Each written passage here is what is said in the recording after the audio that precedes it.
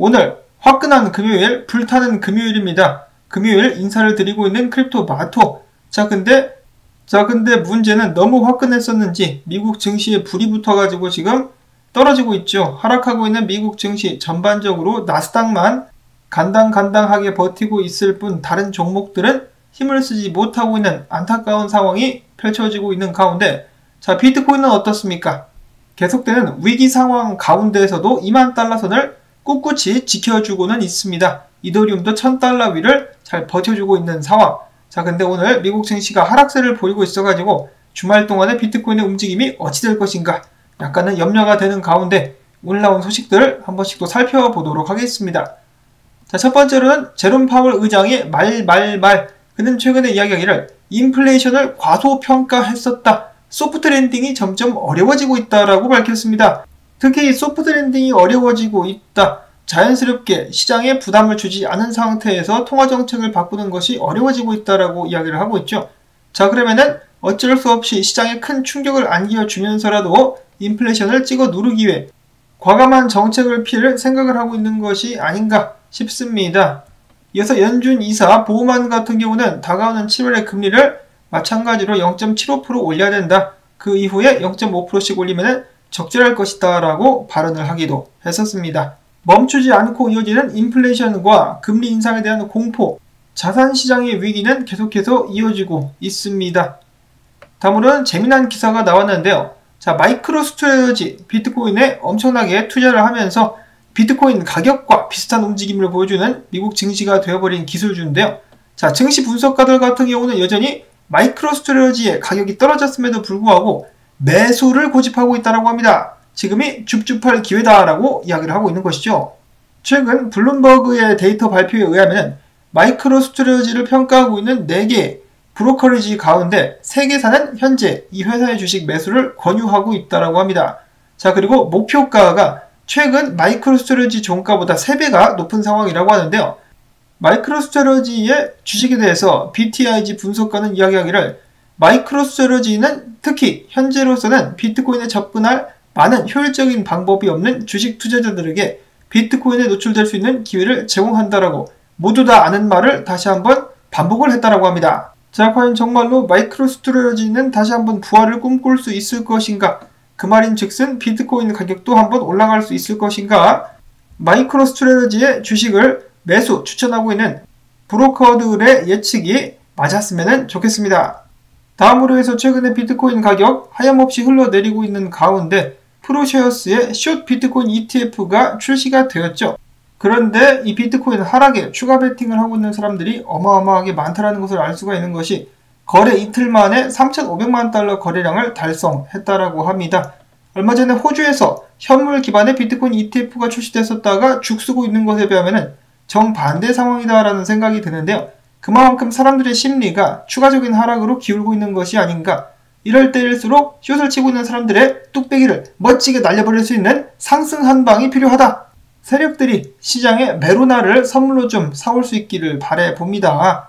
나는 비트코인을 전혀 팔지 않았고 오히려 저점 매수를 하고 있다라고 밝혔었던 캐나다의 억만장자 케빈 오레리 같은 경우는 자 비트코인에 관련된 규제만 확실해진다. 밤사이에 1조 달러가 시장으로 밀려들 수도 있다라는 발언을 하기도 했었습니다.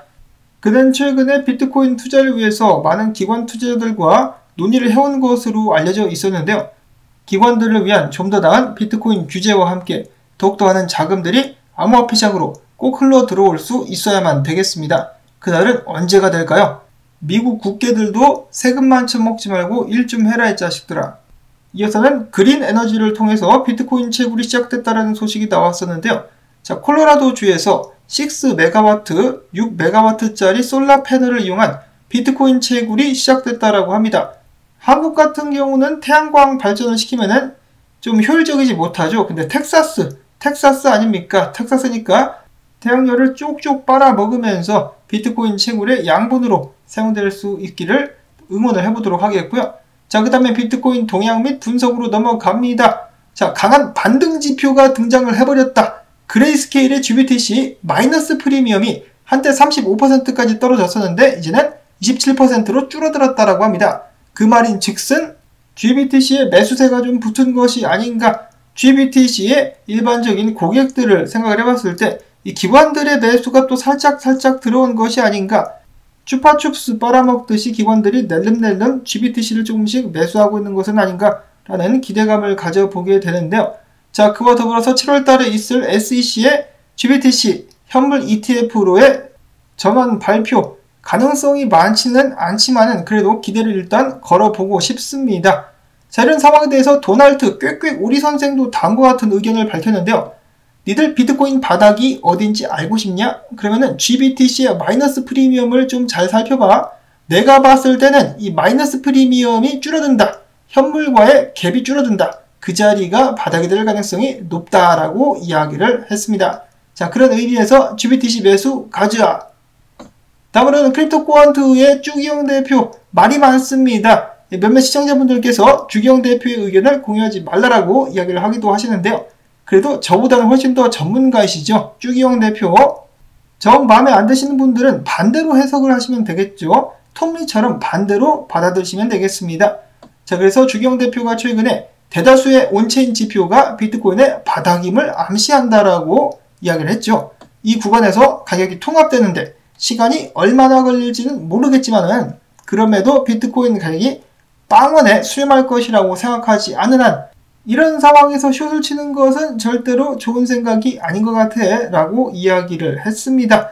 자, 그래서 주기영 대표의 의견이 이런데 나는 주기영 대표가 싫다라고 생각하시는 분들을 위해서 해석을 해드리자면 비트코인이 바닥을 찍으려면 아직 멀었다. 한참 더 떨어질 것이기 때문에 비트코인이 이번에 빵원 갈 것이라는 그러한 신념을 가지고 비트코인의 큰 하락을 예측을 하면서 돈을 다 긁어 모아가지고 숏에 몰빵 한번 쳐봐라 라고 이야기를 했다라고 합니다.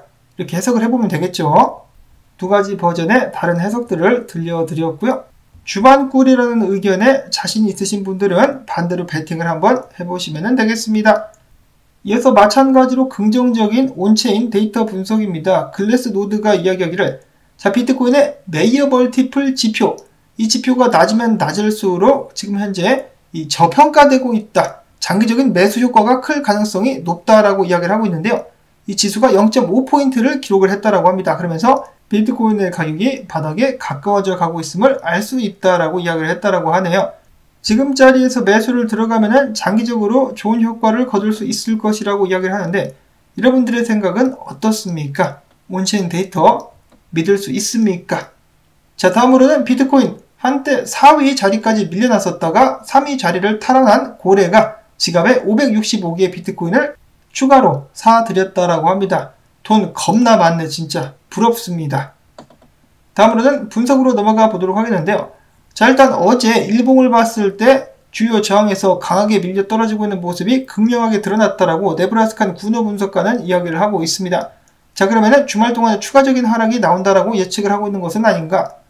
로만이라는 분석가 같은 경우도 이야기하기를 자, 지금 가격과 볼륨과 맥디를 봤을 때 이 추세 전환의 기미는 쥐뿔만큼도 보여지지 않는다라고 이야기를 하고 있습니다. 하락세가 이어질 것이라는 예측이 계속되고 있는데 그럼에도 불구하고 지금 최근에 비트코인 도미넌스 그리고 USDT 테드의 도미넌스가 떨어지는 것을 봤을 때 일시적으로 반등은 좀 더 이어지지 않겠느냐, 가격 자체는 지금보다 약간 더 오를 수 있지 않겠느냐라고 예측을 했습니다.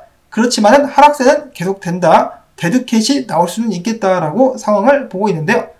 이것이 단기 분석이라고 볼 수가 있겠고 케일리오 분석가 같은 경우는 마찬가지로 비트코인이 다시 한번 크게 흐를 것이다라고 생각을 하고 있었습니다.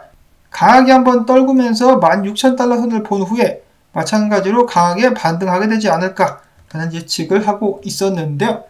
비트코인의 추가 하락세가 나올 수도 있긴 하겠습니다만은 비트코인 주봉을 보시면은 이런 식으로다가 지금 주요 지지선대에 머물러 있기 때문에 약간 더 떨어질 수는 있겠습니다만은 이 지지 구간대를 한 번에 무너뜨리지는 않고 반등이 나올 수 있게 되지 않겠느냐.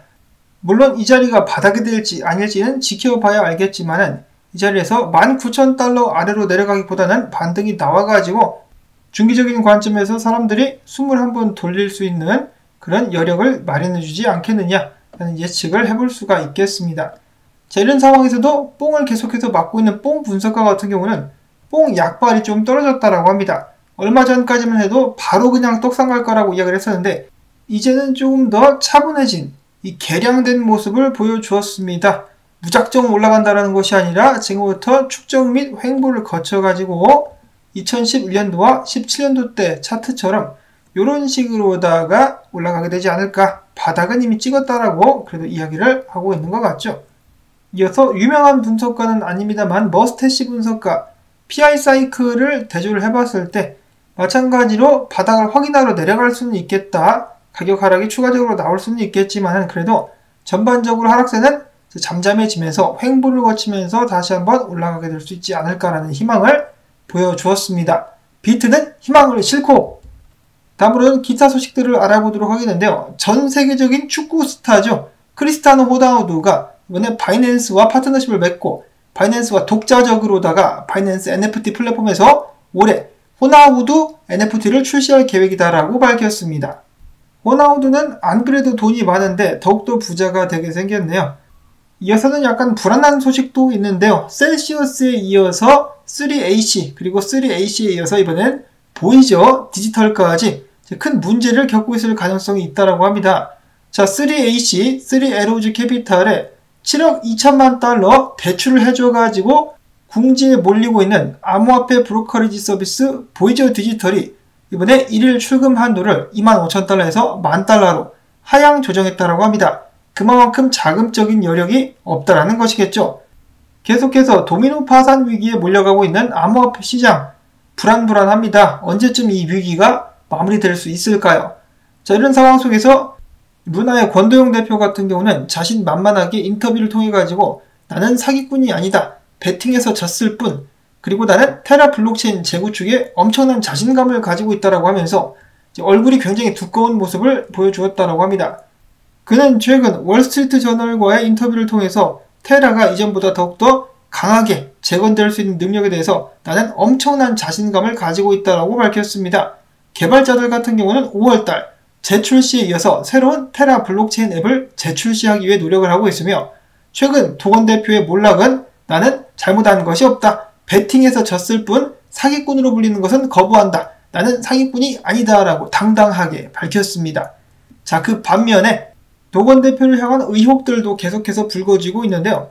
최근에 테라폼 랩스를 상대로 소송을 제기한 미국의 투자자 닉 패터슨은 이야기하기를 새 투자자들이 계속 유입되지 않는다면 죽음의 소용돌이에 위험이 커진다는 것을 권도영 대표가 알았을 것임에도 불구하고 계속해서 가격 폭락이 예상됐음에도 불구하고 투자자들을 모집했었다라고 최근 인터뷰를 통해서 또 다른 의혹을 제기를 했습니다. 자, 이런 것을 보고 전문용어로 피라미드라고 하죠. 피라미드 회사를 운영하고 있었던 권도영 대표. 그럼에도 불구하고 자신은 당당합니다. 다른 건 모르겠는데 멘탈 하나는 정말 탄탄한 것 같다라는 생각이 듭니다. 이 정도면은 거의 소시오패스 레벨이 아닌가라는 생각이 드는데요.